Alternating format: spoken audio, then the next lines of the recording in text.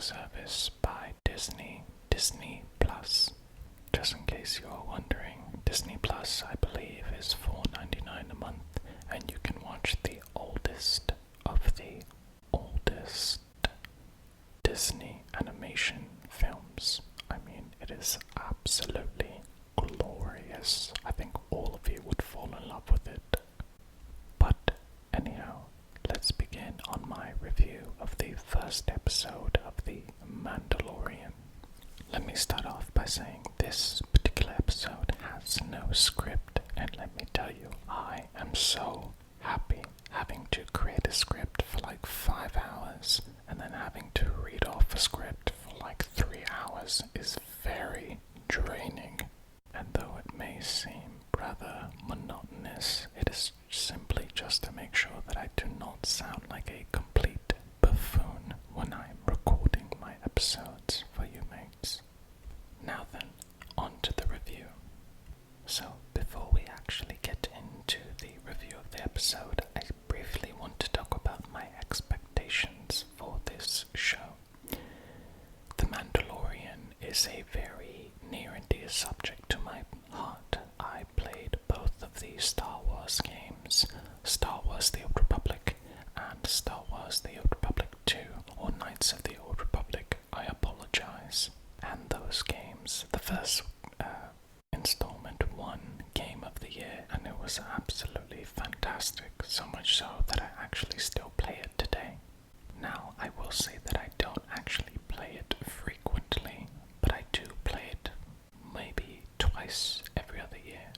But anyhow, there was a subplot to the first game in which it was slightly based off the Mandalorian Wars, or shortly after the Mandalorian War, and the acting, the voice acting more particular, the writing, the gameplay, all of it was absolutely phenomenal.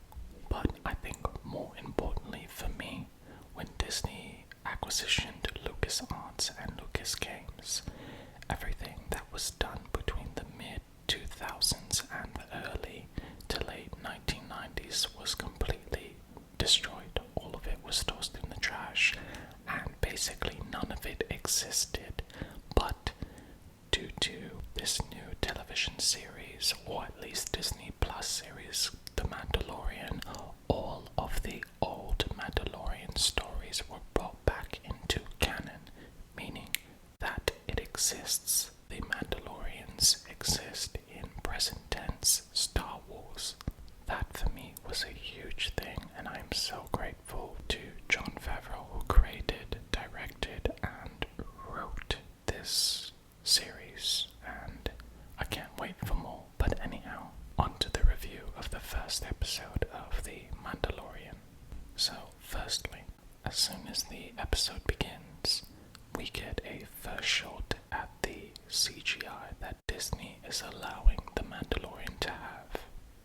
And let me just start off by saying, it is phenomenal. Absolutely Disney quality CGI. I was absolutely stunned that a TV show, series thing would be allowed to have cinema quality CGI effects. It just never really happens unless you're Netflix. That doesn't necessarily count. But anyhow, as soon as The Mandalorian begins, we get the first look at how much money Disney is putting into The Mandalorian in terms of CGI and FX effects, and it's fantastic. The story begins with a Mandalorian, or at least that is what he's being called, and he is in a heavy snow world. When it opened, I thought that it was Hoth. Hoth was very predominant in the original film set, 4, 5, and 6, the Battle of Hoth, which is very famous in Star Wars lore. And I thought, well, this is interesting. I can't believe that they're bringing Hoth from the original films, but in fact it is an Arctic planet on the outer rim that no one has ever heard of. and to be quite frank, I believe they actually mentioned the planet, but I did not catch it whatsoever. I was really paying attention to the name of the planet, but I just couldn't get it. Regardless, so the second to third scene that you get from The Mandalorian, there is an action sequence, and I was blown away by the cinematography. It was jaw-dropping. Let me be quite frank. It is phenomenal. I would assume this type of care and this type of finesse within an actual Star Wars film, but to see it in a television series, I'm so excited for the now Ewan McGregor Obi-Wan adaptation series within Disney Plus that is just releasing in a couple of months. Yes. Anyhow, moving on. So there's an action sequence. Just so you know, this is like the spoiler-free version of The Mandalorian. Let me know if you want to do a spoiler version, but I do prefer spoiler-free, honestly. Right, back on topic. So the action sequence was absolutely beautiful, and it left me feeling like, whoa, this thing is extraordinarily violent, but they don't actually show anything violent per se. It was odd. After that sequence, there is some dialogue that is exchanged. The Mandalorian's lines, they're not very unique. The way I felt the Mandalorian was talking was very one-liner, not necessarily like I am the Terminator. That was a terrible impersonation of Arnold Schwarzenegger, but I was doing my best. Do bear with me on this.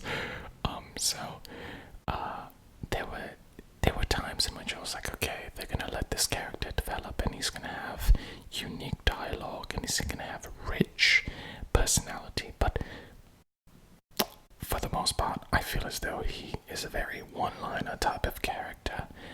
But if we jump back into the lore and we look at the history of the Mandalorian race, the Mandalorians were not one for words. They had politicians for that. The Mandalorians as a whole were a warrior race, much like the 300 Spartans, or particularly the Spartans of ancient Greece. They did not care for politics. They were only about war and conquering. So to see the character, the Mandalorian, in a particular position where he is just giving one-liners, it actually makes sense historically. Of course, within the Star Wars lore. So I appreciate that from Jon Favreau, not giving too much antiquated lines to the Mandalorian, which is nice. So after the first few sequences, we have the Mandalorian walking into a town. It's very well done. It's something that is less so from a Star Wars film, but it is still Disney quality. There's like a bar that is set with Disney, and the Mandalorian is consistently hitting it, which I do appreciate. That means that Disney is dedicated to creating a television franchise around the Star Wars name. So, the town in which the Mandalorian goes through is very rich and vibrant and has much of buzzing going around, so it doesn't seem very dead. And then we start to get a feel for, okay, this is where the story finally begins. This is where we see the story of the Mandalorian finally enter its first act. Now, I won't spoil too much of the episode, but I will say that the Mandalorian leaves the Hoth-like planet and he goes to, well, I believe it's further in the Outer Rim, to be honest. He goes to a new planet very reminiscent of Tatooine. If you're familiar with the Star Wars lore, it's a very desert, slave trade type planet.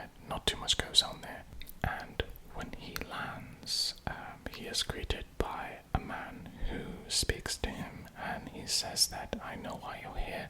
Many have come before you, and many have died. So, I will let that basically speak for itself, because I do hope that you watch the show. So that little charade happens for around 20 minutes or so, and then after the Mandalorian finally reaches his destination where the Empire asset is housed, there is a very long action sequence between the Mandalorian and a assassin droid. It's very, very well drawn out. Again, the cinematography is very good, but there was a weird part that I will note at the end of the final action sequence, which I found very odd. There were little to no bodies on the ground. So, to give a bit of a sense of what's going on, during the action sequence, I mean like 50 individuals were shot dead, and their bodies fell on the ground or they fell off the roof very terribly, honestly. And I was expecting, okay, there's going to be a mountain, I mean absolute plethora of bodies just lying on the ground. There were like 8 total, like 8 or 9, roughly in that area. And I actually rewatched the scene and I counted between the Mandalorian and the assassin droid, they killed over 46 people. So, unless they all magically became Force ghosts, I am very confused as to where all those individuals went to, unless they were picked up in between the scene and we didn't really realize it. Regardless, after that scene, the Mandalorian and the assassin droid go into the building and they find the Empire asset, and the Mandalorian sees the asset, he greets it, and that's basically it. I won't spoil the ending of how that goes down. So, thank you for tuning in to today's episode, and this is a new series in which we basically review films and TV shows, and we try to make ASMR World News kind of fun instead of somewhat draggy and a little downtrodden, really, because I have been covering really sad or very polarized topics over the past few weeks. So hopefully this one gets great reception, because I absolutely adore Star Wars. I'm not going to talk about the last 3 films because no. But however, the future of Star Wars does seem bright, and I am very hopeful to that end. Anyhow, thank you for joining us on our new series in which we review new films and TV shows.